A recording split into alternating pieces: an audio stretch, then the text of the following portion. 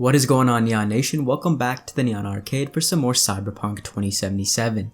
Today we're going over 5 big reasons the open world of Cyberpunk 2077 is going to push the boundaries on believability, design, visual design, and density of activities. When it launches in September of 2020, the world is finally going to see Night City for the first time and really soak into what degree CD PROJEKT RED has improved upon their open world design prowess that was first shown in The Witcher 3. With such a bombastic change in not only the narrative in an augmented future, but also the infrastructural open world design of a bustling city surrounding it viewed from a first-person perspective, this is new territory for CD PR. The first reason that the open world of Cyberpunk 2077 pushes the boundaries is in the team filling the open world with meaningful content. There is a ton of emphasis on the term meaningful, and you could spend hours in The Witcher 3 simply eavesdropping on interesting and expansive conversations expressed as ambient noise in the background between NPCs. Hey there, little Devka. How much for your work? A lot. And triple for you. You're the best of me. Let me live. I called the sea serpent. Because you're slimy and have but 2 teeth, no doubt. At the precipice of The Witcher 3's production, the open world team was established, and going into full production of Cyberpunk 2077 with this hand-picked team is going to make street stories, side activities, vagrant minigames, and even aforementioned ambient conversations beaming with diversity, color, and life. Because after Wild Hunt, we actually founded a completely new team, the Open World team, which is actually creating some amazing content to actually fill this world with things that are meaningful. So, we actually want to make this that you can do many also smaller things around the city, but they're actually all cool and unique in their own way.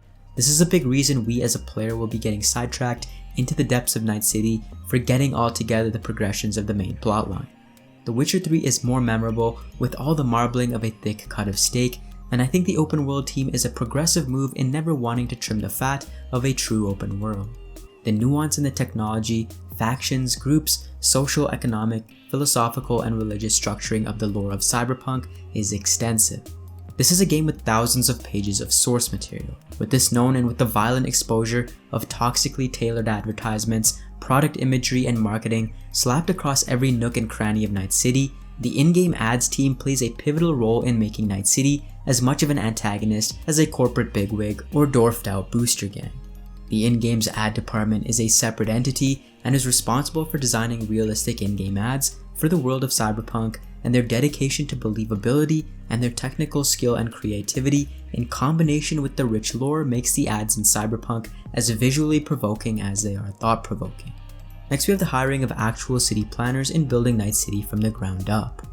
Everything from realistic layouts for easiest flow of traffic, to positioning of buildings and points of interest that would make the most sense, to priming the city properly for organic growth, just like in ongoing construction efforts in real cities, CD PROJEKT RED has thought about everything here. This even begs the question of if consistent growth or pivotal changes in the city can lead to infrastructural changes as the franchise develops in future iterations of Night City, whether that's in expansions, sequels, or multiplayer.